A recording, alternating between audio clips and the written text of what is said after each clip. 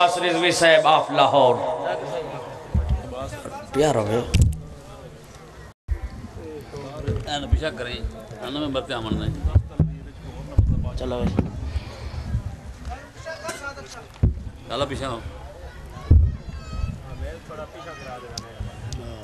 خوشنودی محمد و آل محمد بلندتر صلوات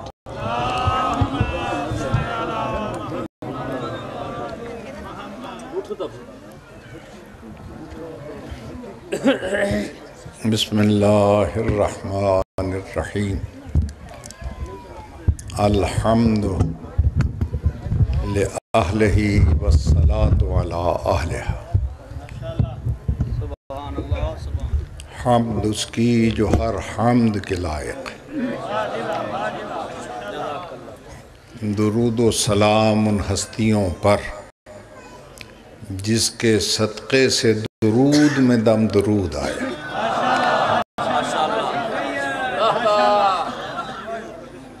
حضرات محترم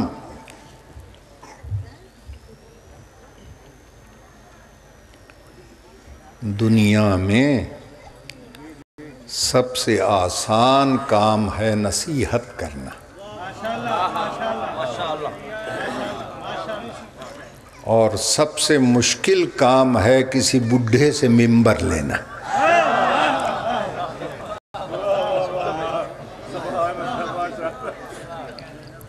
توجہ ہے نا صاحبان کرام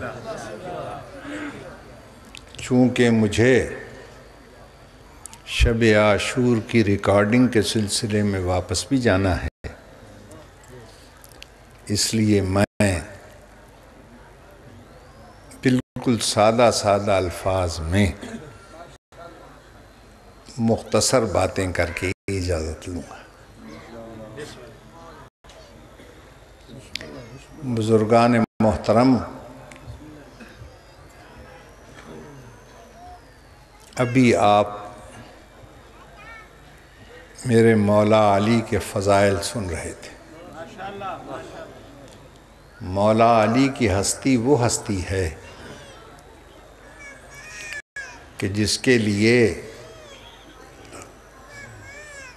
دنیا کا ہر شریف علی کی عظمت کا قائل ہے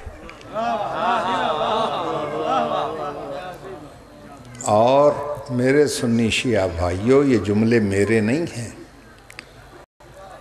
حضرت عمر رضی اللہ عنہ سے کسی نے پوچھا کہ جنت میں کون جائے گا ارشاد فرمایا کوئی شریف ہی جائے گا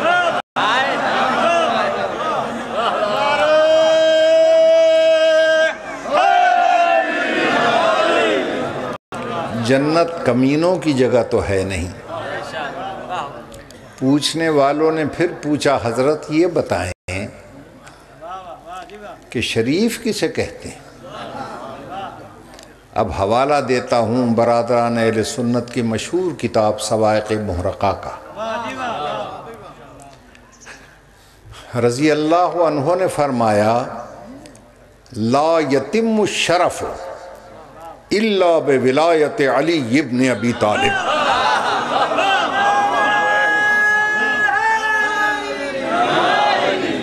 شریف ہوتا ہی وہی ہے جس کے دل میں مولا علی کی ولایت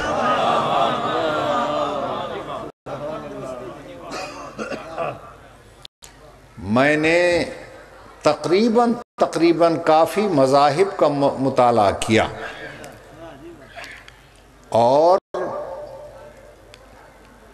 کسی مذہب کا کوئی شریف ایسا نہیں ہے جس نے علی کی مدح نہ کی ہو وہ ہندو ہو سکھ ہو عیسائی ہو کوئی ہو اگر اس کی رگوں میں شریف لہو ہے تو علی کے دروازے پر سر تسلیم خم کرتا ملے گا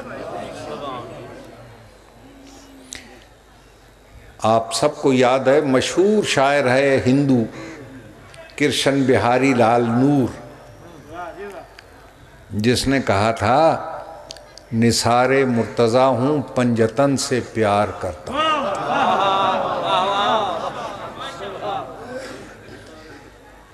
خزاں جس میں نہ آئے اس چمن سے پیار کرتا ہوں. اور عقیدہ منزل انسانیت میں کب ضروری ہے؟ میں ہندو ہوں مگر ایک بت شکن سے پیار کرتا ہوں.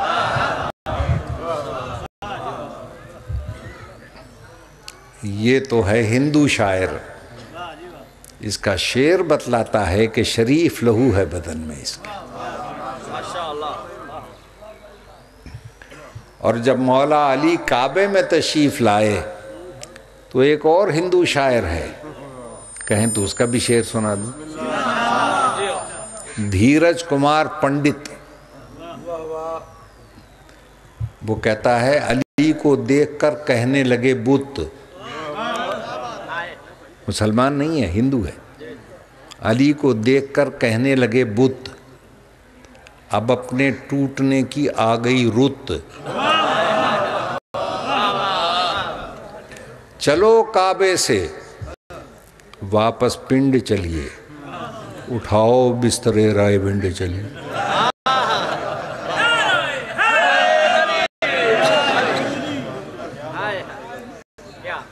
توجہ ہے صاحبان؟ اب کہیں تو ایک سکھ کا بھی شعر سناؤں. کہتا ہے اے علی تو کسی ایک قوم کا نہیں ہے. کہتا ہے جب بھی ہمارا کوئی سکھ بھی پہلوان اکھاڑے میں آتا ہے تو پہلے اس کے منہ سے نکلتا ہے یا علی مدد. تو کہتا ہے کہ تو ہر دور کے ہر دین کے انسان کا ہے. تو ہر دور کے ہر دین کے انسان کا ہے.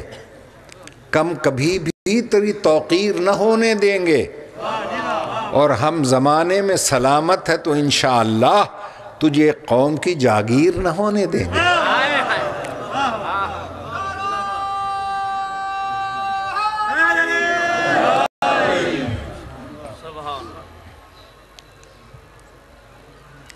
یہاں سنی اور شیعہ کی تو کوئی بحث ہی نہیں ہے. مولا علی کی ذات وہ ذات ہے جس کے بغیر نہ سنی سنی رہتا ہے نہ شیعہ شیعہ رہتا ہے. دونوں نے علی کو ماننا ہے. فرق اتنا ہے کہ شیعوں نے پہلا مانا، برادران اہل سنت نے چوتھا اور آخری مانا. پانچواں کوئی خلیفہ راشد ہے ہی نہیں. خلافت راشدہ علی پہ ختم ہو گئی. تو شیعوں کا دین شروع ہوتا ہے علی سے، سنیوں کو مکمل ہوتا ہے علی پہ.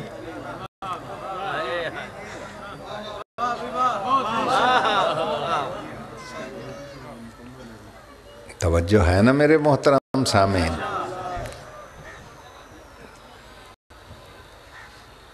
اور وہ سکھ شاعر ایک اور شعر بھی کہتا ہے، کہیں تو وہ بھی سنا دیتا. لب پہ جب شاہ شہیداں تیرا نام آتا ہے،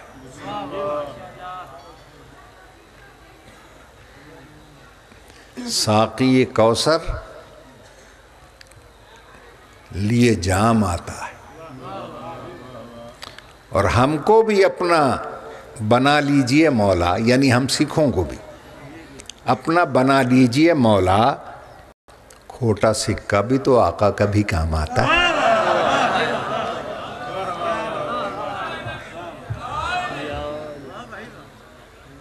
ایک صلوات پڑھیں.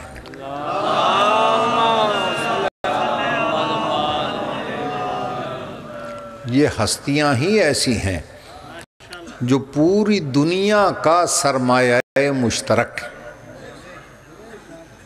توجہ ہے میرے محترم؟ وہی کنور مہندر سنگھ بیدی جو ہندو سکھ شاعر ہے، کہتا میں جو گیا ایک جلسے میں جو مسلمانوں نے حضور کی شان میں منعقد کیا، تو کہنے لگے یہ سکھ کہاں سے آ گیا حضور کے جلسے میں؟ تو اس وقت اس نے یہ شعر کہا، غیر مسلم ہی صحیح، غیر قائل کردار تو ہیں، ہم ثنا خان شہ حیدر کرار تو ہیں، ہم غلامان محمد کے طلبگار تو ہیں، یعنی مجبور پے احمد مختار تو ہیں۔ اور شعر سنیے، خدا کی قسم سونے میں تولنے کے قابل ہے اس کا یہ شعر۔ کہتا عشق ہو جائے کسی سے کوئی چارہ تو نہیں، عشق ہو جائے کسی سے کوئی چارہ تو نہیں، اور صرف مسلم کا محمد پہ اجارہ تو نہیں۔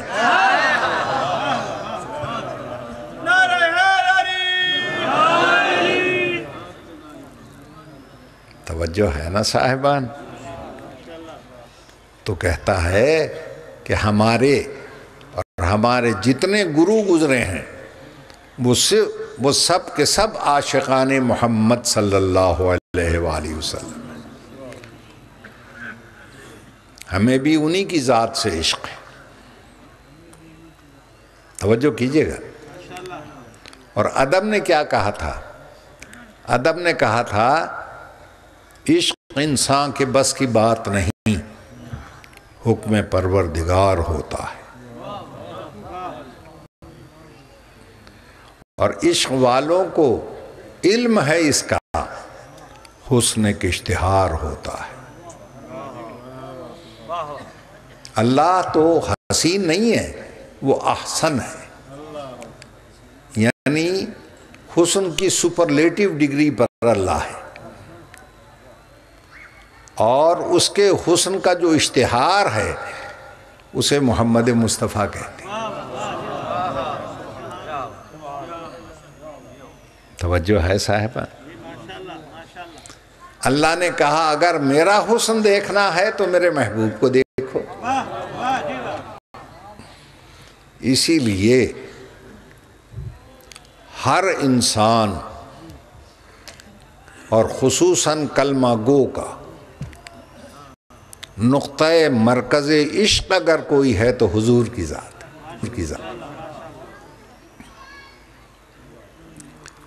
کیوں؟ عشق ہوتا ہے ہمیشہ حسن سے، اور حسین کی کوئی ایک تعریف تو ہے نہیں، ہر علاقے والوں کا اپنا حسین ہوتا ہے، یورپ والوں کا اپنا معیار حسن ہے، ایشیا والوں کا اپنا معیار حسن ہے، لیکن اسلامی نقطہ نگاہ سے حسین کسے کہتے ہیں وہ بتاؤں آپ کو؟ اسلام میں حسین کہتے ہیں بے عیب کو۔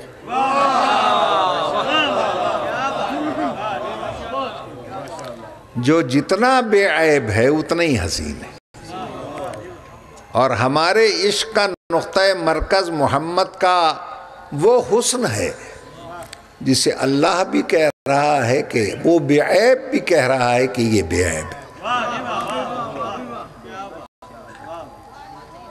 توجہ ہے صاحبہ؟ کبھی کبھی کم پڑھے لکھے مولوی بیچاروں کے منہ سے نکل جاتا ہے کہ حضور میں اور تو کوئی عیب نہیں، کبھی کبھی بھول کر غلطی بھی کر سکتے ہیں۔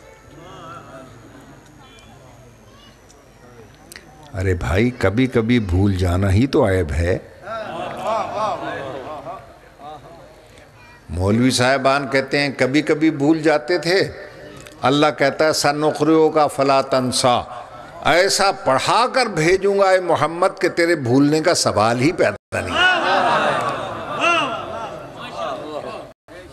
اب میں اللہ کی بات مانوں یا ملا کی بات مانوں؟ گھبرا تو نہیں جائیں گے آپ؟ ذرا عقل سے بھی کوئی کام لے کر دیکھے۔ اللہ نے قدم قدم پہ کہا فَلَا تَعْقِلُونَ، کیا تم عقل نہیں رکھتے ہو؟ عقل سے بھی کام لو۔ میں نے کسی سے کہا جناب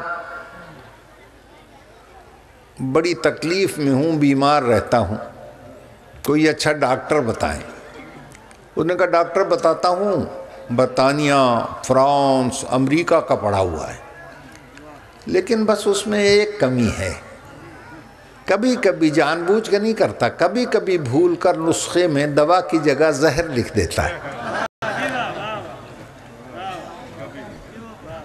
میں علاج کرانے نہیں جاؤں گا۔ آپ کہیں گے ہر وقت نہیں لکھتا، کبھی کبھی بھول کر۔ میں نے کہا اس کبھی کبھی میں اگر میں بھی آ گیا تو پھر کیا ہوگا بھائی؟ کسی نے کہا مقدمہ لڑنا ہے، کوئی اچھا وکیل بتائیں۔ ان کا جناب وہ بارٹ لا اور LLB اور فلاں صاحب ہیں، جائیں اس کے پاس، مگر اس میں ایک ذرا سی کمی ہے، کبھی کبھی عدالت میں بحث کرتے وقت آپ کے مخالف کا ساتھ دینے لگتا ہے۔ انہوں نے کہا نہیں بھائی ایسا وکیل نہیں چاہیے جو کبھی کبھی بھولتا پھرے۔ ایک ذمہ دار نے گاڑی لی کہ اچھا ڈرائیور تو دے دو۔ میں نے کہا ڈرائیور بڑا تجربہ کار دیتا ہوں، مگر اس میں ایک ذرا سی کمی ہے، جب ٹریفک والا ادھر کا اشارہ کرے وہ سٹیئرنگ ادھر موڑ دیتا۔ اس نے کہا مجھے ایسا ڈرائیور نہیں چاہیے۔ کیوں بھائیو؟ آپ ایسا وکیل نہیں رکھتے جو کبھی کبھی بھول جائے، ایسا ڈاکٹر نہیں رکھتے جو کبھی کبھی بھول جائے، ایسا ڈرائیور نہیں رکھتے جو کبھی کبھی بھول جائے۔ مولویوں نے اللہ کو نعوذ باللہ اپنے سے بھی کم عقل سمجھ رکھا ہے، جو عالمین کی ہدایت کے لیے ایسا رسول بھیج دے جو کبھی کبھی بھولتا پھرے۔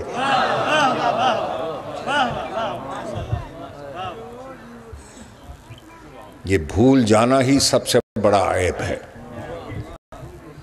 یاد رکھیے۔ کیوں بھائی؟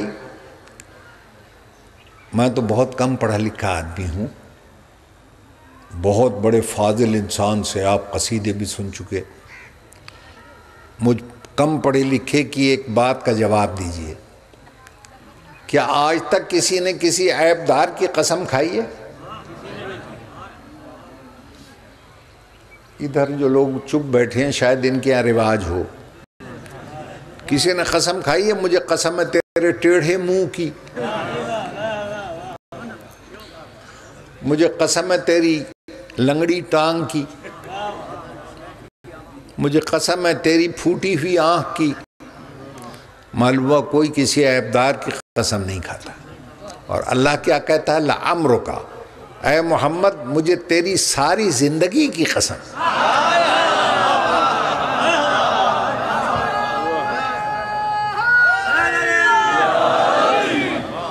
اگر حضور کی ساری زندگی میں کہیں ذرہ برابر عیب ہوتا یا نقص ہوتا، خدا پوری زندگی کی قسم نہ کھاتا۔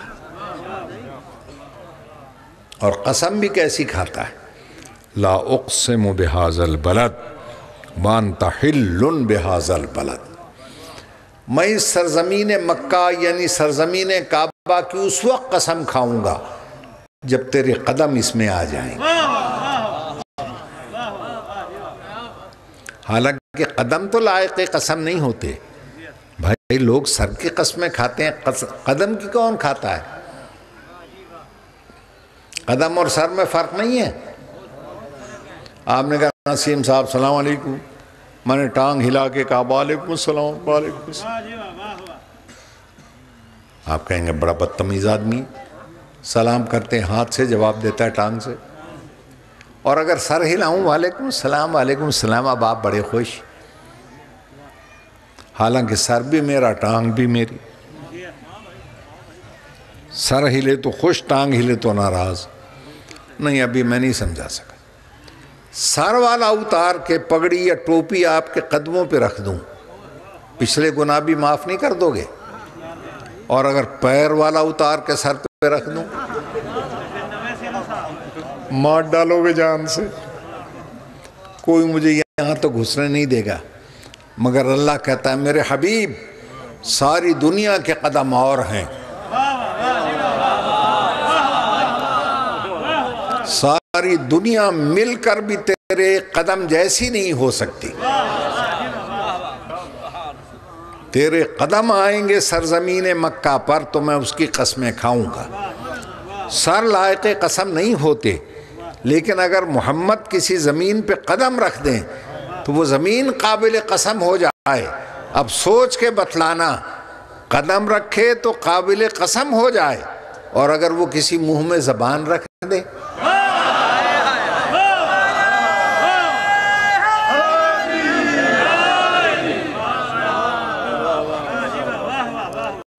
تو اب اس کی عظمت کو کون سمجھ سکتا ہے؟ اب پوری تاریخ میں سرکار دو عالم نے اپنی زبان صرف 2 جگہ پہ رکھی، یا باپ کے منہ میں رکھی کعبے میں، یا بیٹے کے منہ میں رکھی 3 شعبان کو. توجہ ہے صاحبان؟ اور جب علی کو زبان چسائی تو علی نے جتنا علم تھا مدینۃ العلم کا وہ چوس لیا. نہیں ابھی واہ واہ نہیں، واہ واہ اب کراؤں گا. سب کچھ تو علی نے چوس لیا علم، اور جو علی کے چوسنے سے بچ گیا وہ علی کے بیٹوں نے باپ کا مال سمجھ کے چوس لیا.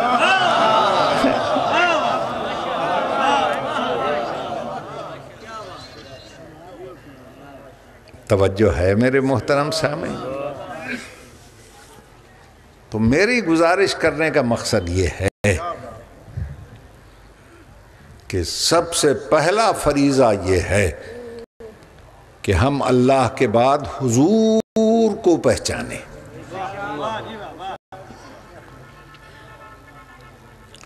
یہ کہہ کر سرسری نہ گزر جائیں کہ شکل و صورت میں بھی تو ہم جیسے تھے، جیسے مولوی صاحبان کبھی کبھی کہہ دیتے ہیں بھائی ہمارے تو ہاتھ اور ہیں، حضور کے ہاتھ ہی اور ہیں. ہمارے ہاتھ وہ ہیں جب چاہے کوئی مروڑ کے 2 گھونسے مار کے توڑ دے. نبی کے ہاتھ وہ ہیں اشارہ کرے تو بادل آ جائے، چاند کو دکھلا دے شق ہو جائے، ابو جہل کو دکھلا دے چہرہ فق ہو جائے. میرے بال وہ ہیں جب نائی چاہے کاٹ کے گندی نالیوں میں پھینک دے، مگر حضور کے بال وہ ہیں خالد بن ولید اپنی ٹوپی میں رکھ لے ایک بال، جس جنگ میں جائے فاتح بن کے آئے. ہرقل اپنے تاج میں رکھ لے درد سر سے شفایاب ہو جائے. ابو صالح کے گھر میں رہ جائے فرشتے تمام رات تسبیح و تقدیس کرتے رہیں. سمجھ میں نہیں آتا یا رسول اللہ جب بال کا یہ حال ہے تو آل کا کیا حال ہے؟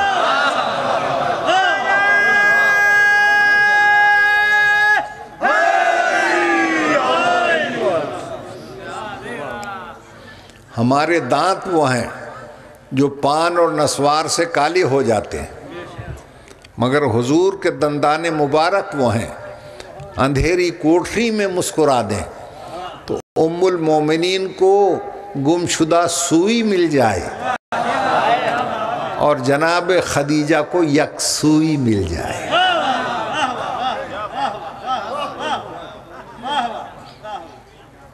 توجہ ہے نا صاحبان کرام؟ ہماری آنکھیں وہ ہیں جو اصل حقیقت نہیں دیکھتی، مگر نبی کی نگاہیں اصل حقیقت دیکھتی.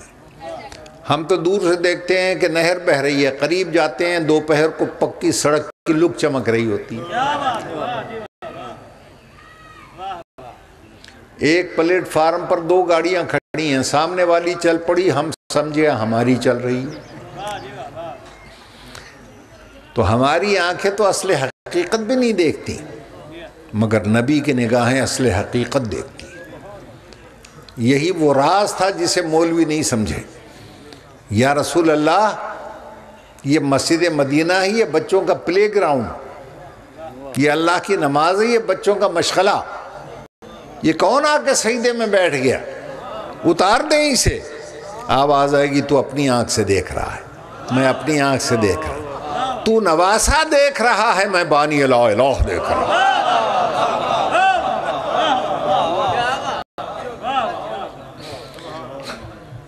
تو میری بیٹی کا جگر دیکھ رہا ہے، میں دین کا لنگر دیکھ رہا ہوں۔ تو فقط حسین دیکھ رہا ہے، میں شہید کونین دیکھ رہا ہوں۔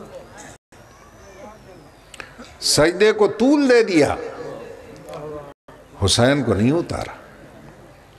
3 دفعہ سبحان رب العالی کی جگہ 70 مرتبہ سبحان رب العالی پڑھا۔ میں سنی شیعہ علماء سے پوچھتا ہوں، کیا نماز نبوت باطل نہیں ہوئی؟ تو جو کہے باطل ہو گئی وہ خود باطل ہو گیا۔ تو مجھے ایک بات کا جواب دیں گے سنی شیعہ علماء، جب وجود حسین سے نماز نبوت باطل نہیں ہوتی تو حسین کے باپ علی کے ذکر سے نماز امت کیسے باطل ہو جائے؟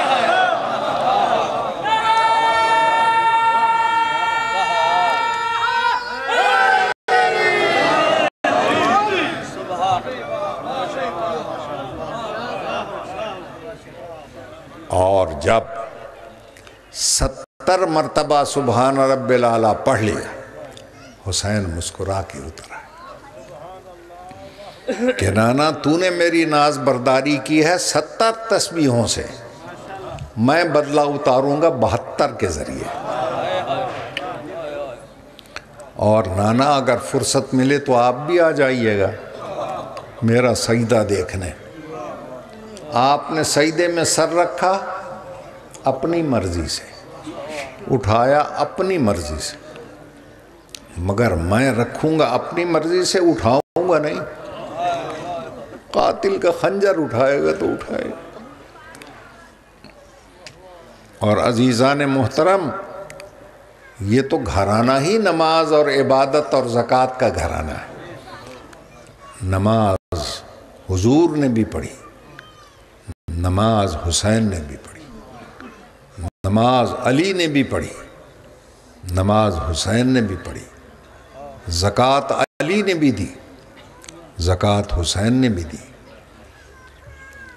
علی اور محمد نے پڑھی مسجد کی چھاؤں میں، حسین نے پڑھی ہے کڑکتی ہوئی دھوپ میں۔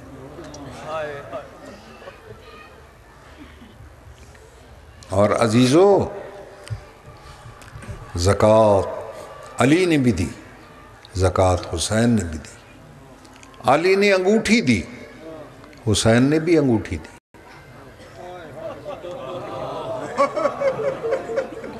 علی نے انگوٹھی دی، انگلی بچ گئی، حسین نے انگوٹھی دی، انگلی کٹ گئی۔ ساری زندگی بہن یہی روتی رہی کہ جس انگلی کو پکڑ کر ماں نے چلنا سکھایا تھا وہ کون لے گیا؟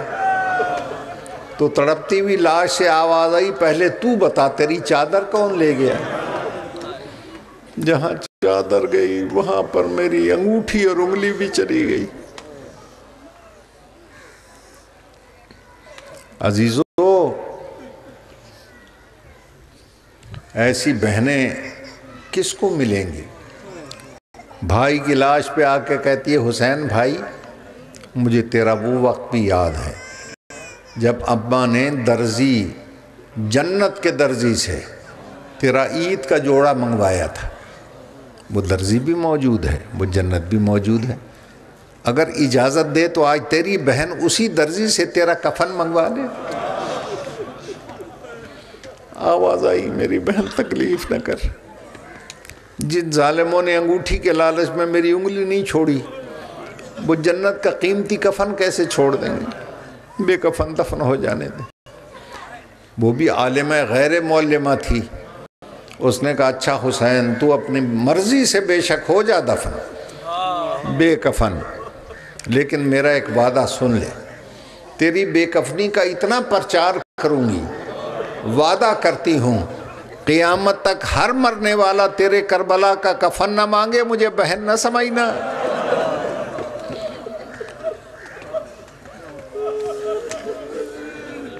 آج ہر ایک کی خواہش ہوتی ہے مجھے کربلا کا کفن ملے، اور جب آپ شام جاتے ہیں وہاں چادریں لٹکی بھی ملتی ہیں، ہر خاتون پہلے سر پہ چادر رکھتی ہے اور پھر بی بی کی زری پر جاتی ہے۔ بہن نے صدا دی، حسین تجھے کفن نہیں ملا، کفن تو دے۔ مجھے چادر نہیں ملی، چادریں میں دے۔ کیوں بھائیو، میں بھی دیہات کا رہنے والا ہوں، آپ بھی دیہات کے لوگ بیٹھے ہیں، مجھے سوچ کے بتائیے گا، جب اذان آتی ہے تو دیہات کی ان پڑھ عورت بھی جلدی سے سر پہ کپڑا رکھ لیتی، ایسا ہے یا نہیں؟ یہ اس کو کس نے سکھایا؟ جس نے بازار سے دربار تک 15 اذانیں سنی اور ہر اذان پہ کہتی رہی اذان ہو رہی ہے، میرا سر کھلا ہے، چادر دے دو۔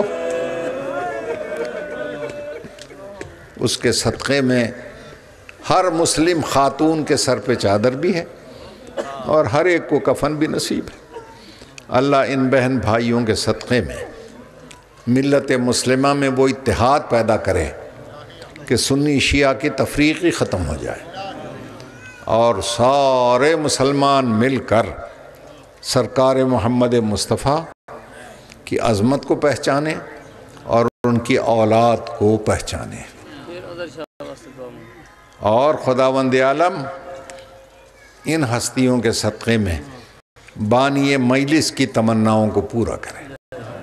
اظہر شاہ صاحب کو سلامت رکھے اور ان کی آرزوؤں کو بروئے کار لائے، بیماروں کو شفا ملے، اور جو بے اولاد کے لیے ترس رہے ہیں ان کی جھولی اولاد سے بھر دے۔ اور جتنے سنی شیعہ یہاں سن رہے ہیں، اچھا سجاد سید الساجدین کی قید کا واسطہ، جو بے گناہ قیدی ہیں انہیں رہائی عطا فرمائے۔ اچھا میرے عزیزو، زندگی رہی تو پھر ملیں گے انشاءاللہ۔ خدا حافظ۔